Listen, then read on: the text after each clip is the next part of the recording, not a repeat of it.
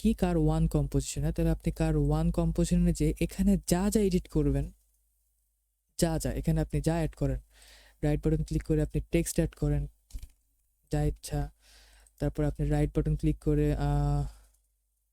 Shape layer add করেন। আচ্ছা, এভাবে না করে আমরা এখান থেকে এভাবে একটা অ্যাড করি, ঠিক আছে? আমরা যা ইচ্ছা অ্যাড করলাম, এই যা যা ইচ্ছা আমরা এই কার ওয়ান কম্পোজিশনে অ্যাড করতেছি, সব সব জিনিস আমাদের মেইন কম্পোজিশনে এখানে দেখেন অ্যাড হচ্ছে, তাই না? আমরা এই জিনিসটাকে যদি এভাবে সরাই এখানে আনি, এটাও দেখবেন সরে এখানে চলে আসলো। এটাকে যদি আমরা এমন শেপ বানাই, এটাও দেখবেন এমন শেপ হয়ে গেলো, তাই না? এটাই হচ্ছে আমাদের এই কম্পোজিশনের বিষয়টা। ওকে, তো যাই হোক, আমরা তো এত রাফ যাচ্ছি না, আমরা ডিলিট করি, আমাদের ফুটেজ রেডি। তো আমরা সেম জিনিসটাই কিন্তু চাইলে কার 2 থেকে এই দুইটা কপি করে নিয়ে চলে আসতে পারি, তাই না? আমরা তাহলে এই যে এই দুইটা জিনিস কপি করে Ctrl+C দিলাম কপি, কার 1-এ এসে Ctrl+V দিলাম পেস্ট, শেপ প্লেটটা আমরা নিচে নামাই দিয়ে এই যে দেখেন আমাদের এটা কিন্তু রেডি, তাই না? তো এখন তাহলে আমরা একটু রিসাইজ করি। ভাই আপনি কি গাড়ির দুইটা ছবি নিচ্ছেন?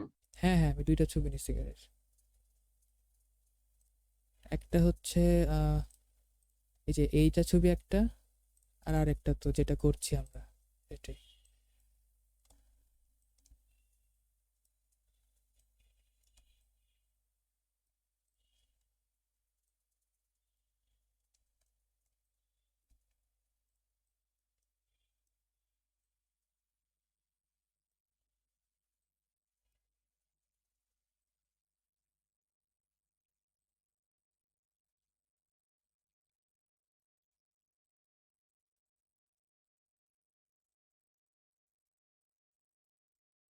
জাস্ট অ্যাডজাস্ট করলাম, একটু উপরে তুলে দিই। আচ্ছা, এটা আমরা নিচে দিই, একটা উপরে দিলাম একটা নিচে দিই, তাই না? তাহলে দুই রকম স্টাইল হইলো। আমাদের এইটার লেখা ছিল কার, কার দিলাম।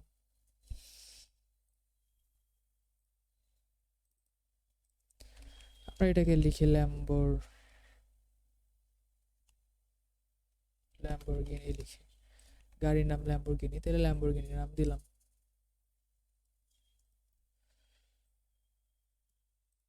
ওকে,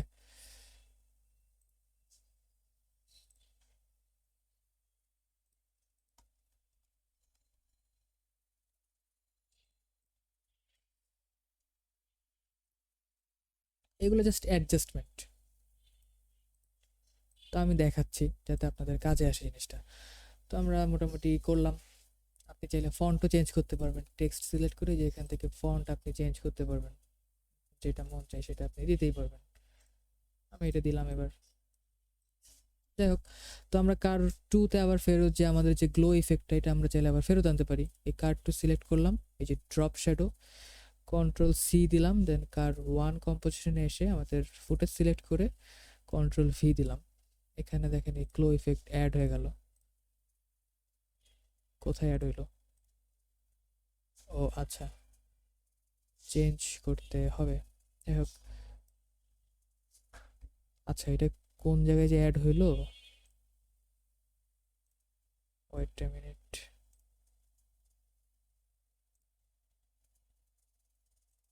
হ্যাঁ, গাড়িতেই তো অ্যাড হইলো তাহলে। শ্যাডো, ও আচ্ছা আচ্ছা, এটা তো ড্রপ শ্যাডো। ওহো, ড্রপ শ্যাডো তো তাহলে ছায়া। আচ্ছা, তাহলে থাকবে শ্যাডো, সমস্যা নাই। আমরা গ্লো ইফেক্টটা আনতে চাইছিলাম, তো গ্লো ইফেক্ট Ctrl+C দিলাম, কার 1, দেন এখানে এসে পেস্ট দিলাম, তাইলে যে গাড়িও এখন গ্লো করা স্টার্ট করে দিছে। পরে আনি, তো এটা একটু বেশি ঝলসা হয়ে গেছে, আমরা চাইলে একটু অ্যাডজাস্ট করে নিতে পারি। আমরা একটু অ্যাডজাস্ট, ওহো এটা তো ড্রপ শ্যাডো হয়েছে, গ্লো, গ্লো আমরা একটু অ্যাডজাস্ট করে নিই।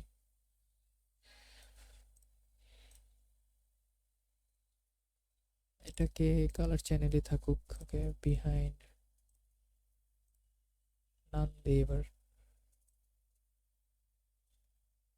এমন দিলাম। ওকে, যাই হোক, মোটামুটি রাফ একটা হইলো। ড্রপ শ্যাডোটা আমরা আপাতত ডিলিট করি, এটাই আমরা পরবর্তীতে অ্যাড করব। আমরা তাহলে কার 2তেও ড্রপ শ্যাডোটা আপাতত ডিলিট করে রাখি। ওকে,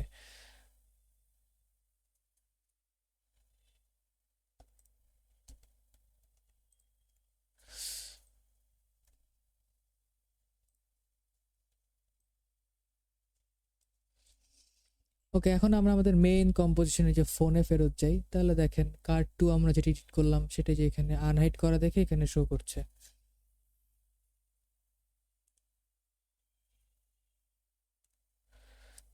তো এখন আমরা আমাদের ফুটেজের মেবি 3D ট্র্যাক করা শেষ, রাইট? আমরা এই ফুটেজ সিলেক্ট করলাম ফোনের, দেন 3D ক্যামেরা ট্র্যাকার সিলেক্ট করলে দেখেন এখানে কয়েকটা পয়েন্ট, কি বলে, হ্যাঁ, পয়েন্টার অ্যাড হয়েছে, তাই না? এই পয়েন্টার কি আমরা কিন্তু আগের ক্লাসে দেখছিলাম। তো আমরা একটা পয়েন্ট নেই, হ্যাঁ, আমরা কথার কথা, সরি, আমরা কথার কথা এই 3টা পয়েন্ট নিলাম, নিয়ে আমরা ক্রিয়েট রাইট বাটন ক্লিক করলাম, ক্রিয়েট সলিড অ্যান্ড ক্যামেরা। এগুলো নিয়ে আমি আগের ক্লাসে ডিসকাস করেছিলাম আই গেস। তো আমাদের সলিড কি এটা এত ছোট হইলো? আচ্ছা, সমস্যা নেই।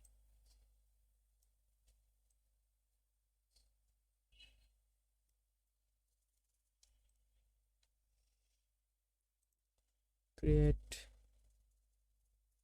Solid and camera.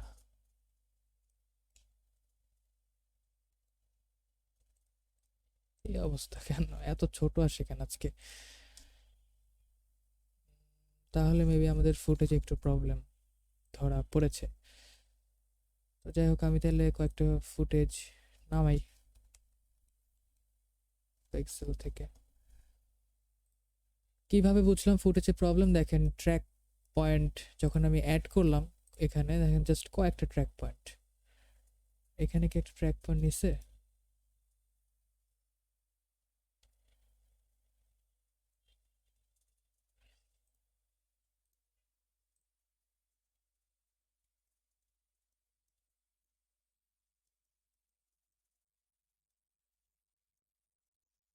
এটা কোথায় অ্যাড হচ্ছে? একটু ওয়েট করেন, আমি একটু জুম বড় করে দেখি জিনিসটা কোথায়।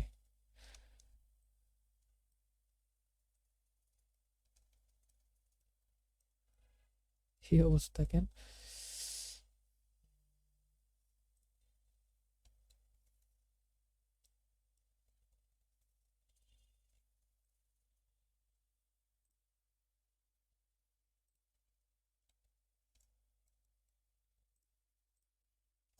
তাহলে আমাদের এই ফুটেজে প্রবলেম হয়েছে আনফরচুনেটলি।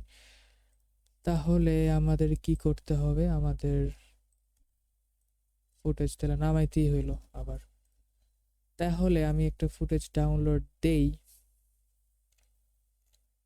কি ডাউনলোড দিব?